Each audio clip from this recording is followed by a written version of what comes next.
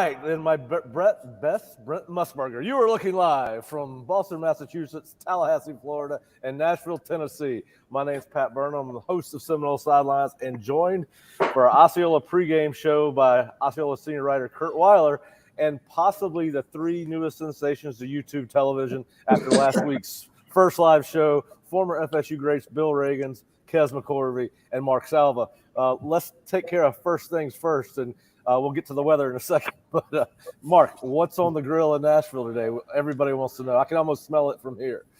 Yeah, can you see the smoke? Yeah. Well, I mean, we got Bill and Kez on the show, so yes, I can see the smoke. Yep, exactly right. Smoke show. So yeah, last week I said I was gonna make beef ribs, but I ended up not doing it. So I make them now. So I got some plate ribs on there, some dino ribs, some brisket on a stick, whatever you want to call it.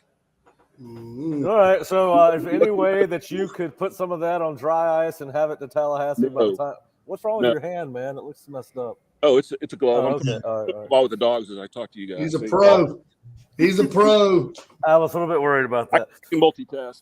Yeah, well, you have to in your line of work. You're working for us, and you're working for the medical industry. So, yeah. Anyways. All right. Well, we're going to get into the show a little bit. Kurt, first of all, you and I got here last night. Kind of set the scene for us here in Boston as we woke up at about an hour and a half ago. Well, I got up at 7. I don't know what time you got up. But anyway, it's been tell us a little bit about the weather and set the scene for us. Yeah, I mean, it's definitely not as bad as it could have been. I think I started to get the wind gust right as I got the train back from downtown last night. I took the train down to grab some dinner, and the wind was picking up a little right as I got back. I think it's about 25 miles per hour or so, gusts up in the low 40s. So it definitely could have an impact, but it's also definitely not nearly as bad as it was feared it could be earlier in the week. Yeah, it's. I went outside this morning, and it's not as bad as obviously we heard. A forecast for kickoff 65 degrees with a 75% chance of rain, and sustained winds right around 20 to 25 miles an hour. So it probably will have an impact on the game. And so I guess let's dig right into it, guys. And you all three played different positions. Offensive line for you, Mark, Kez, wide receiver, safety, and sometimes Sam linebacker for Billy Sam. You can play offensive line now. Hey, and Kez, before we get started, I just got to say this. Have you sent Pat Narduzzi a pick-me-up bouquet after his loss to Cincinnati? Pat is my guy. Yeah, we know. Pat is my guy. Yeah. All right, so even though he lost last week, Pat. Yeah. So we just in case you did not know, Bill and Mark and I found out last week that there's always going to be a Pat Narduzzi segment on our show because Kez, as the official, has started his Tallahassee fan club. So anyway, if he better not lose today. It's kind of a inside joke if you weren't with us last week, but we had to sneak one in on Kez real quick. All right, guys. So wait, I want to go back to the positions here real quick. Yeah. That's where I was going back to that. Yeah. Well, I just want to say that if they were handing out jerseys today, I think Billy might get 76. Yeah. No. Hey, let me tell you right here. I bet 63. Defensive end and have him dropping. You were dropping defensive end. You were dropping defensive end. You're 30. You're outside linebacker. No, first 30. No, it's a 50. It's called a 50. Yeah, that's you. I don't know. 99 maybe. 99. I can still get in that eligible receiver number jersey. It'd just be really tight. Sir, you like a Greg Lloyd body type now. You like a defensive end, possibly a late dropper. You know, that's you. Oh wow. Because with positive energy. Yeah.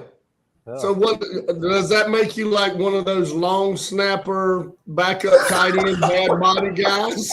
What is that? Can I get on the regular offense like a tight end or short H-back or something like that? No. You're a bad body long snapping tight end.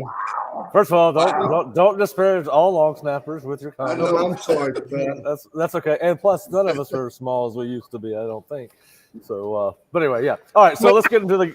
Go ahead. Bill. I made that number 63 look good, though. Not as good as I did, brother.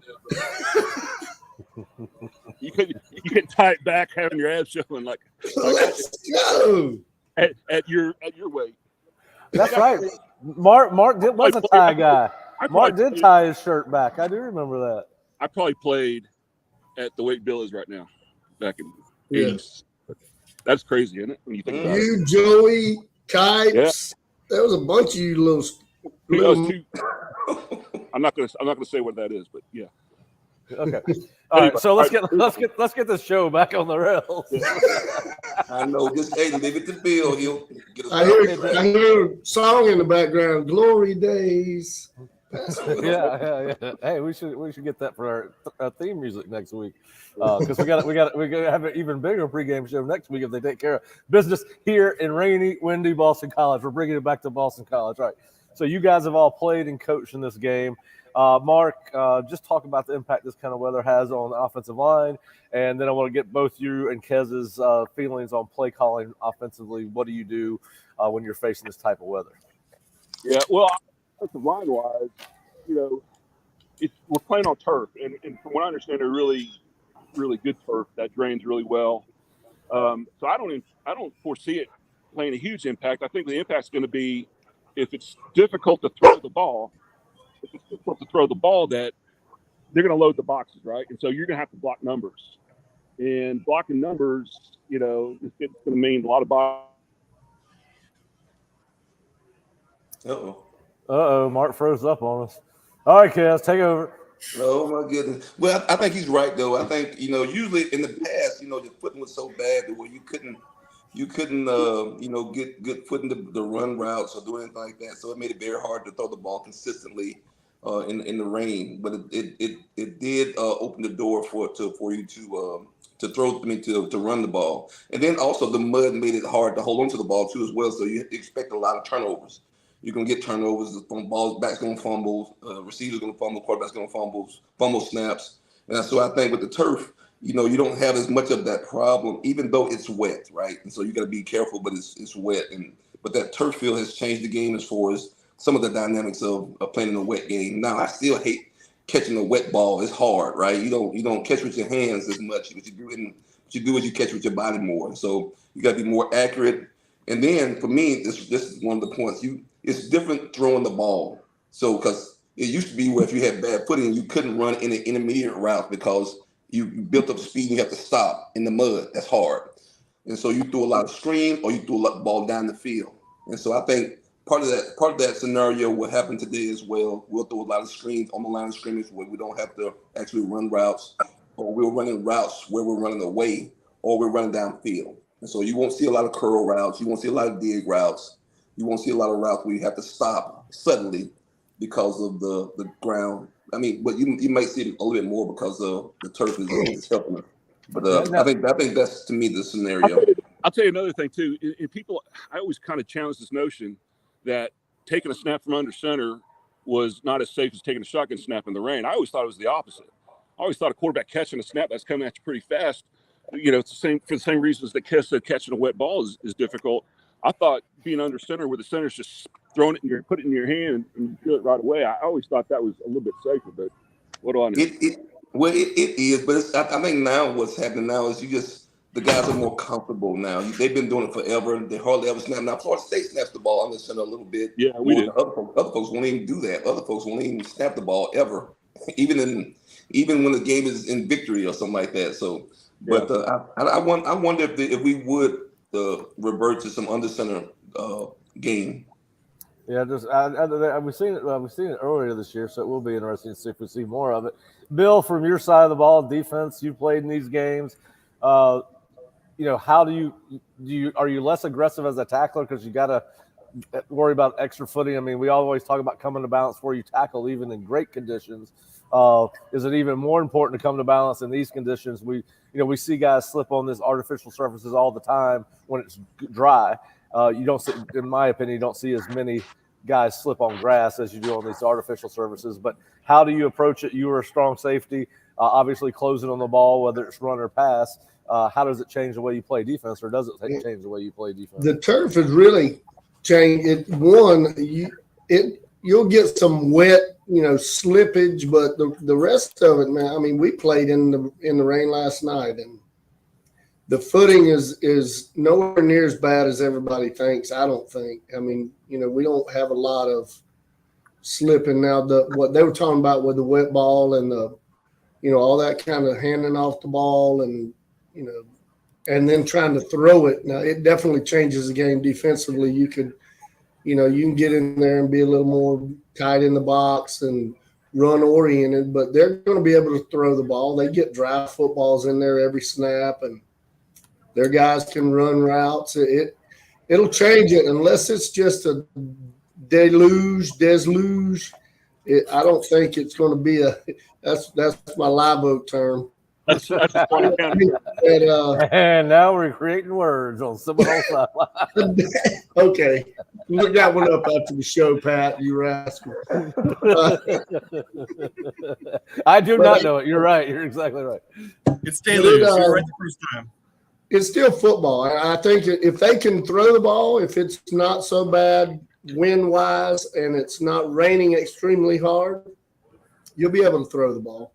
I mean, but you can be a little more geared toward the run, obviously, because they're probably thinking the same thing, that we got to protect the ball. They don't want to, go out there and throw a wet ball and have a bad throw or something crazy like that.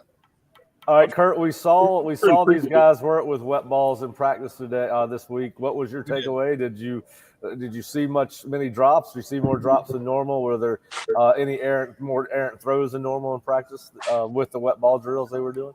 Not that I noticed. They weren't doing it throughout practice. They were doing it in certain circumstances. They were doing it when they were kind of doing the pre-snap motion type plays at one point early in practice. I think they're doing it with some throws later in practice. I didn't especially notice any huge difference on that front. It does bear mentioning. I mean, you talk about the wind. I believe the stadium is north-south, and I think the winds are coming north. Yep, so I think it's not going to be a crosswind type situation. It's going to be you're throwing into the wind half the time, and the wind's helping you half the time. So that could make for some interesting. It'll be interesting to see how downfield they go, or if like Kez said, it's a lot more of the screen stuff. We did see a lot of that. We saw a drive definitely in one of the situations that was just a lot of. I don't think he threw much beyond 8 or 10 yards downfield in practice this week. All right, now, Mark, I know you didn't get to finish. You froze up on us, but just talk about how this might affect how Mike calls this game. Wind, rain. I got asked last night. Do you think they'll go more inside zone because you don't have, obviously you're not pulling people like you are on the counter? Will it affect how they even call the run game? How would it affect the way you would call this game? Yeah, I don't think what specific plays you're going to call are going to be in terms of the running game are going to be affected. I think what's going to be affected is the numbers in the box that you're going to see, and how we're going to either try to spread guys out and try to create numbers and maybe out leverage somebody with motions and tight end wings and stuff like that. So I just I don't think that'll really have an effect per se. As far as I was saying, during pregame, I'm sure they're going to look and see, tight spirals into the wind are really. If it's tight, I think the ball travels. It's like when you're hitting a golf ball. When you hit it pure into the wind, it's still going to go pretty good little ways, right? So if it's coming out wobbly, the wind will affect it. But if it's coming out tight, you have a chance to throw the ball. So all that kind of stuff, I'm sure they'll see in pregame too. Yeah, listen, I wish I knew the feeling of hitting the golf ball straight. I always have to chase mine out in the woods. So maybe one day you can show me what that's like. Well, I'm about 1 out of 100. All right. So listen, we saw FSU take care of business last week, 66-13 over a not a very good Southern Miss team. This Boston College team has struggled early in the season. Got beat by Northern Illinois in the opener, and really got lucky to beat Holy Cross last week, 31-28.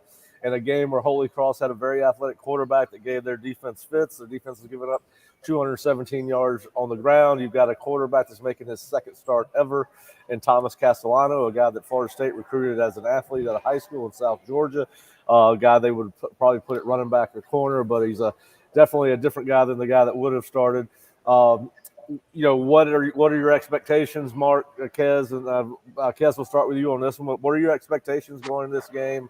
What have you seen of Boston College, and what do you think Florida State needs to do to be successful today? Well, I actually looked at a little bit of Boston College just to see their overall athleticism and just see what type of materials they may have be playing with, and they don't look very good, honestly. I don't want to be the guy that underestimates the team, but they don't look very good. They don't look very athletic. They're not as fast as we are. They got a couple of players that have some burst, but it seems like they are in a struggling situation. And so, my expectation is for Florida State to really keep it simple, right? When you're better than someone, you don't do a whole lot of, crazy stuff. You do the simple stuff. So I expect a whole lot of run game, and to get them into those light boxes and throw the ball to our receivers. I think we still got an advantage out on the edge against most teams, right? And so that's kind of the same plan. If they bring guys into the box and play cover 0, or if they play even cover 3 or something like that, and pull guys into the box, because we still got a tight end packages.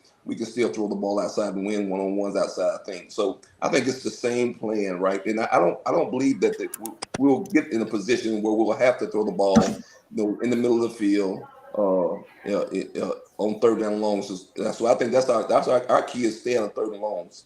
If we stay out of third and longs, we're gonna be in a great situation. If we win third and longs, then that'll take some of the advantage away from us. And so first down, second downs, we should just really pound the ball and then possibly take some shots down the road, down the field, and that'll set us up for some big points. Bill? Well, just being Boston College, obviously, I feel like they've always had a big back and then generally a complimentary little scat back. I think they with the weather being what it is, again, it's short passing game and try to run the ball. I think we got to play well on defense up front, get them in third and long situations, and hope for best. I look for, like Kez said, I haven't heard much, and they haven't been very successful to start the season off. So I would like for us to get out there and get control of the game early, like last week. Sully? Yeah. So, two things. Number one, it's the red bandana game, right? So that I just roll my. Obviously, it's a really important game for them. They get a lot of emotion in this game, and we've always traditionally kind of, they've gotten us on this red bandana game. That kind of gives you a little whatever. Anyways, that being said, if I'm Boston College and I'm looking at us, they're not going to outrun us, their offense against our defense. So how are they going to mitigate that? I bet you they're probably going to go some heavy sets, right? So if they do bring in like multiple tight end offense and maybe 2 backs, how are we going to respond? Are we going to go 3 linebacker defense, which is something we don't normally do, right? We're normally a 4-2-5 defense, right? A nickel defense. So now are we going to have Lundy, Bethune, and Deloach in the game at the same time? And can we sustain a full game with those 3 guys? The other option would be we are deep at defensive line. They can go like a true 5-man front, 5-2, and then you can walk down to safety, and now you have an 8-man box against some of those looks. So it's going to be interesting to see how we respond defensively. To me, in terms of if they present that problem to us, I can see them doing that. The other option they have is to spread them out and try to get a quarterback in space, right? Which is kind of playing into our hands, I think. So I don't know. I don't necessarily see them doing that. That's the things I'm going to see is how this game turns out, what each side feels their advantage is, and how they can get the edge on the other. Yeah, and we did see if you watch the Holy Cross game, they showed a lot of formation. You saw 11, you saw some 22 where they had a tight end and 2 tight ends and have H-back with the tailback, and obviously you saw a lot of 13 where they tried to create an advantage. So I agree with you there. I think we'll see a lot of double tight ends, and Kurt, I think we'll see a lot of 2 and 3 tight end sets with Florida State this week. I think with the weather, they'll try to run the ball, and I hope we see some wide dumps and some little quick wide curls and maybe a little wide takeoff with my man Biscuit heading straight down the seam. What do you think? For sure. No, yeah. I think you're gonna see it's a heavy dose of the tight ends because of the weather, but also because maybe because of the weather, like we've said, Boston College, I would expect is gonna try and load the box and could put quite a few numbers in there. And so you counter that by 22 personnel, maybe even 32 personnel. It's Mike Norvell does crazy things with tight ends, and this is a day where he should get to show off plenty of them, I would imagine. Yeah, That's I think it's the guys we have though, right? So you could have 3 tight ends in the game. You got Biscuit, Bell, and Morlock in there, and you might get a spread formation because those guys and they line up that way, right? It's true. Yeah. It's true. Yeah. And so now you've got linebackers covering Raheem Bell in the slot. That's a pretty good matchup.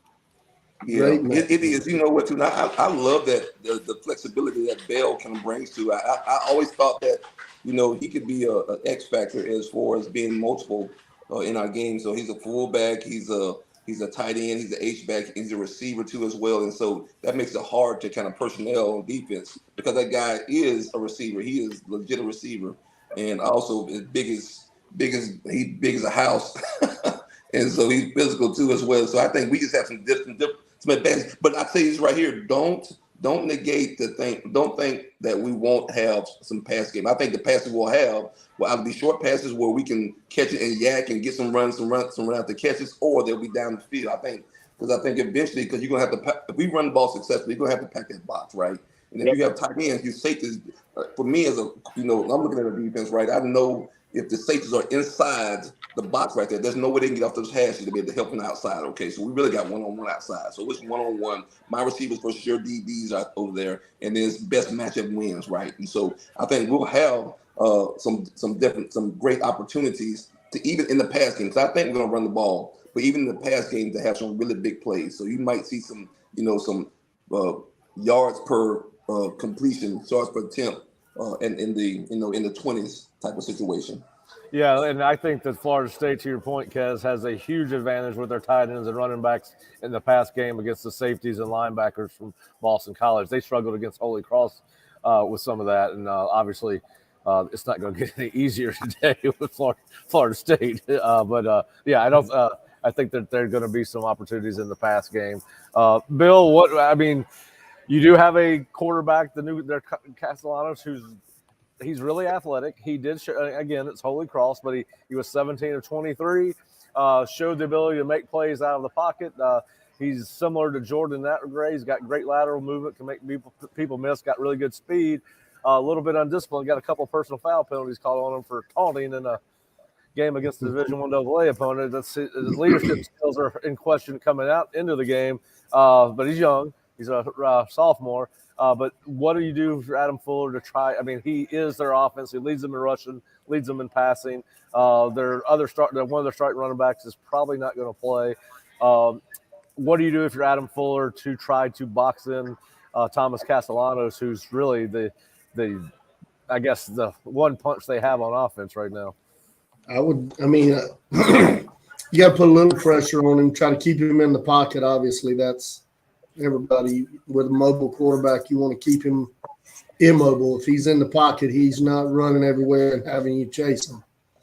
So that's got to be big. And then hadn't had a chance to look at him. I don't know how he responds under pressure, and I don't know how their front will handle pressure. They are generally really strong up front. They always have big kids at BC and their physical group up front on the O-line. So it could be interesting. Like I said, we got to contain him, keep him in the pocket, and make sure that they're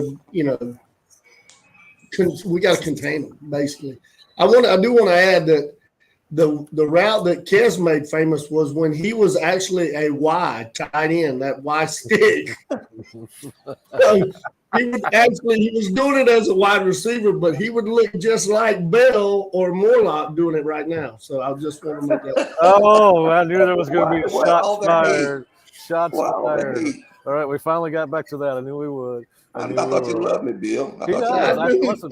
I think that what we've learned on 2 weeks into this show is we kid because we care.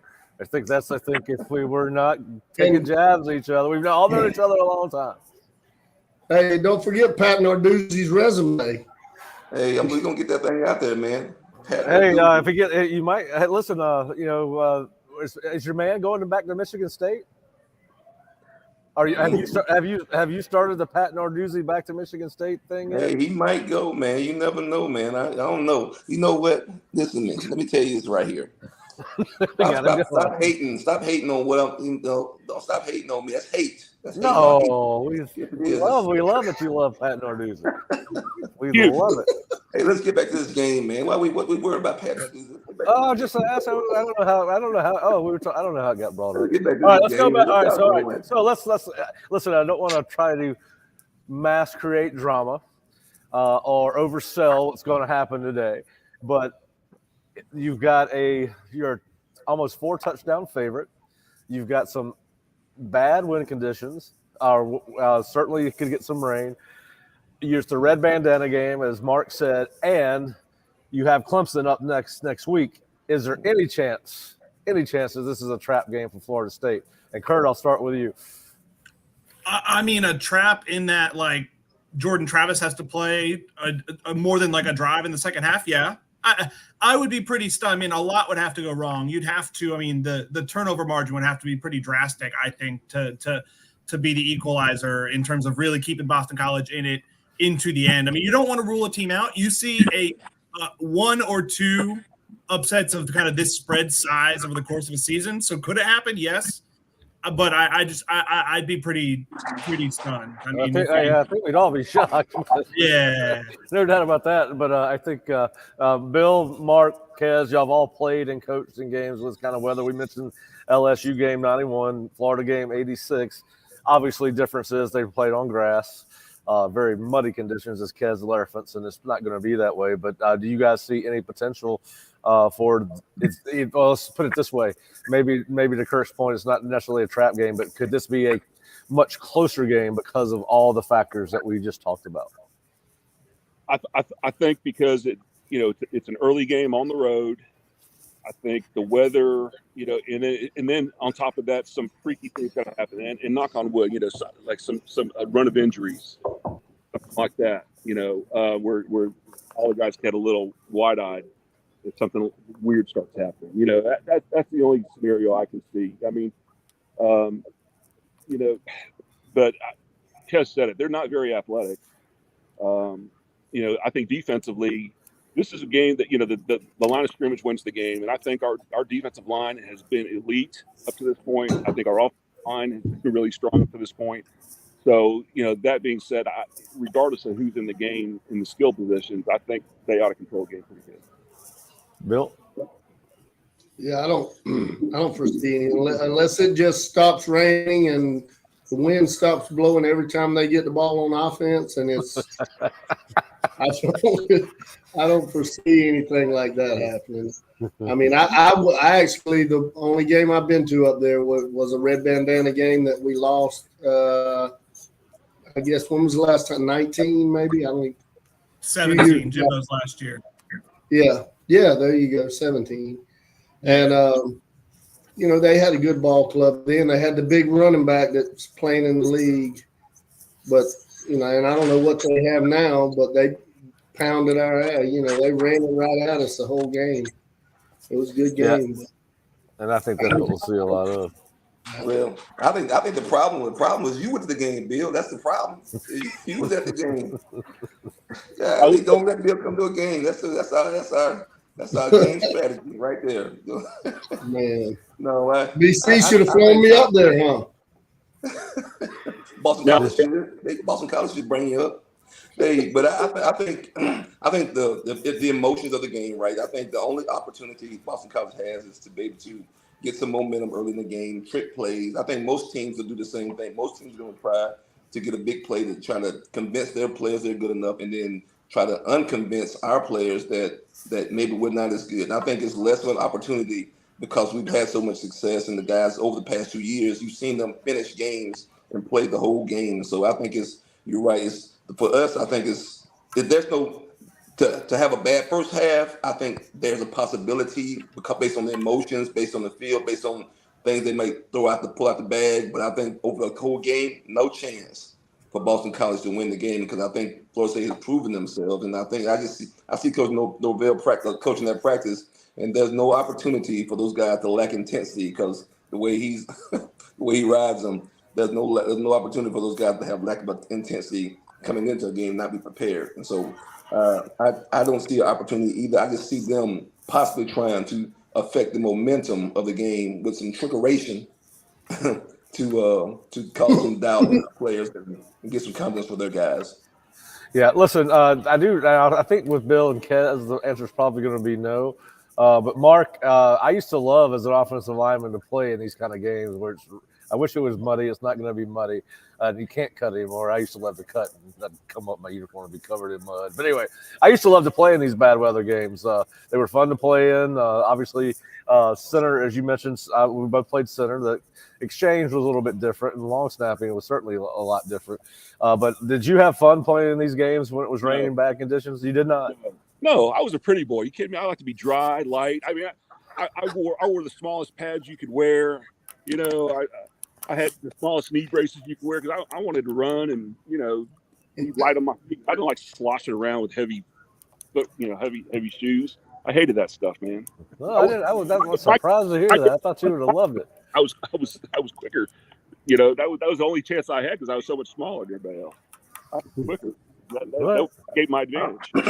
Mark, I'm with you, Mark.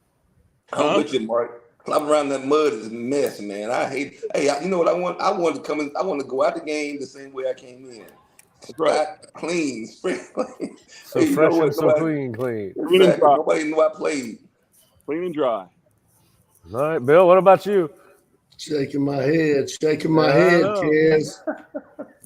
Hey, you gotta get. It's like playing baseball, man. You didn't really play unless you slide or do something, get your pants dirty. That's right. Come on, man. Hey, we might have to two-hand touch with me, Bill. Two-hand touch. You always had to take an extra big lead. You always had to take an extra big lead at first base and get one throw over so you could dive back to first base just to get your get your uniform dirty. Yeah, I never wanted to come off a football field with my uniform as clean as it was when I started. That was not the way football was supposed to be. It was different for receivers. I get that, but Mark, I'm totally shocked that you wanted a clean uniform. He's the guy with the wristbands up both arms and on the up above his calves, and if those things get dirty, it just doesn't present well on TV. No, I pour as little as possible. Me too. Hey, Mark, I'm with you, buddy. Hey, if you can just look the sweetest after the game, that's what it's all about. It ain't about getting dirty. It's about staying clean and getting your job done. Right. All right, guys. All right, we're gonna. I know Bill's got to get back to work. Kurt and I got to get to the stadium. Mark's got to get back to his pork roast. Kez has got to get back to coffee or tea or whatever he's drinking out there on the back porch. All right, so back to bed. All right, so let's go through our game picks. We'll obviously end with Florida State and Boston College, but we got LSU, Florida State's first opponent, going to Mississippi State. Kurt, do you want to get involved with us on our game picks? You weren't here last week. I forgot. Yeah, I'll get involved. So we'll let Kurt start. LSU at Mississippi State. Who you got? I got LSU. Bill? I'm same. I think they're going to show up and start to become what we thought they were going to be. Mark? I'm going Mississippi State. At Mississippi State, those stupid cowbells ringing like crazy. I think LSU secondary is still vulnerable, and they got Mississippi State, from what I understand, this was the team that Mike Leach was pointing to. You know, this was the year that they were supposed to have a big year. So, like a senior-laden team, they know the system. They're an air raid team against the secondary. You know, I think cowbells overcome. I'm predicting the upset. My goodness. I don't even know, man. You know what? I don't know if I like LSU at all, really. But I can't pick Mississippi State because I just don't believe in them. I just don't believe that Mississippi State can beat the talent that's in LSU. So I'm you have turned on your home state. Too far north. It's too far north. They won't let me back in. Right. Maybe I don't want to go back either. There's a reason. I'm going to go with LSU. I hate to do it, but they've changed that offense up a little bit with the real Rodgers. They're not throwing it all over the place. It's a little bit more run-based than it was under Leach. So I'm going to go with LSU. All right, so an interesting game, I think, today. Minnesota at North Carolina. PJ Flex team always play hard. They're physical.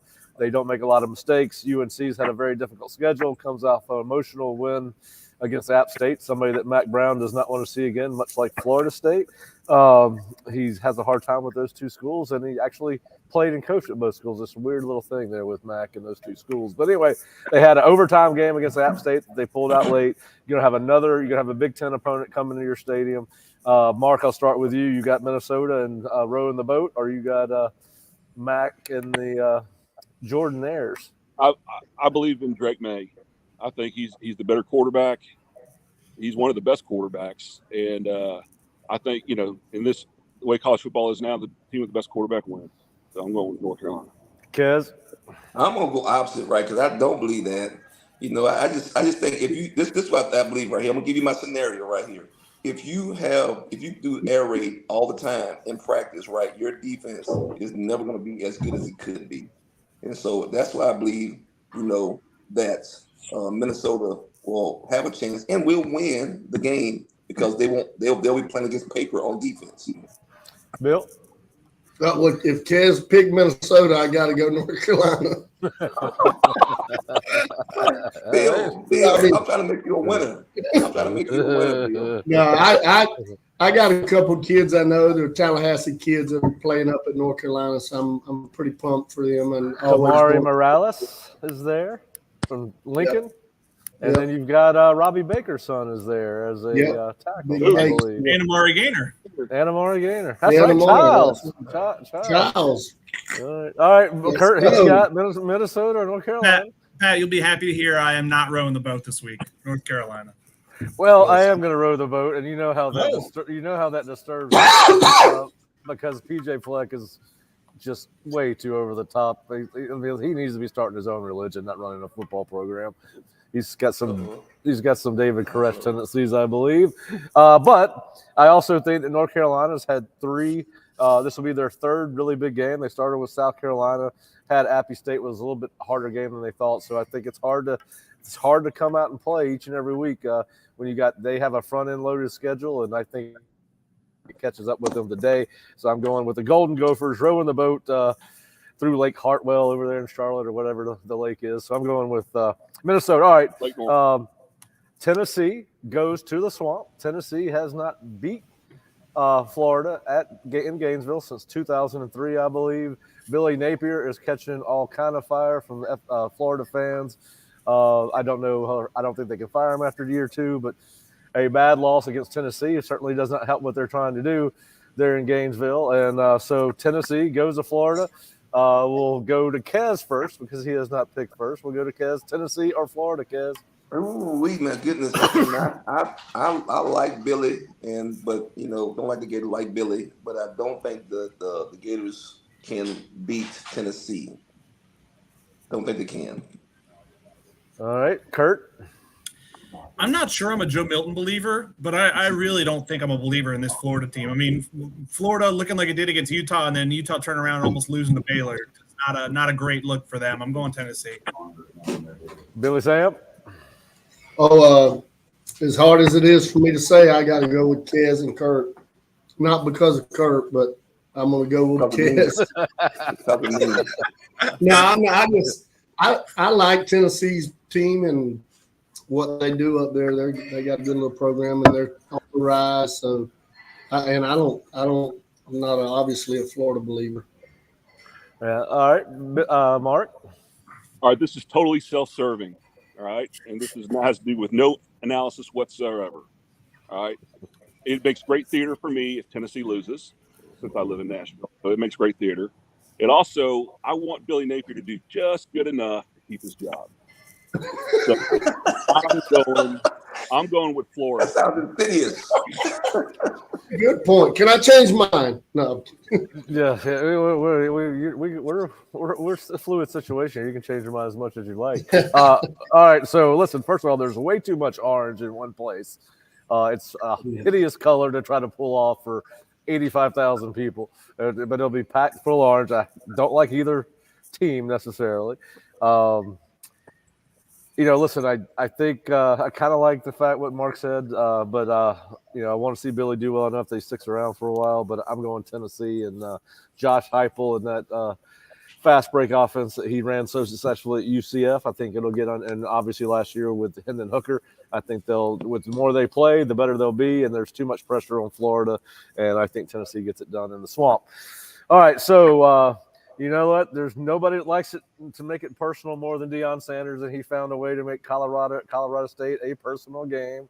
Jay Norvell, who probably should not have come out and said what he said, even if he thought it, the sunglasses and hat comments, which quickly Twitter caught up to Jay Norvell and found out that he had done plenty of press conferences with sunglasses and hats. But anyway, I digress.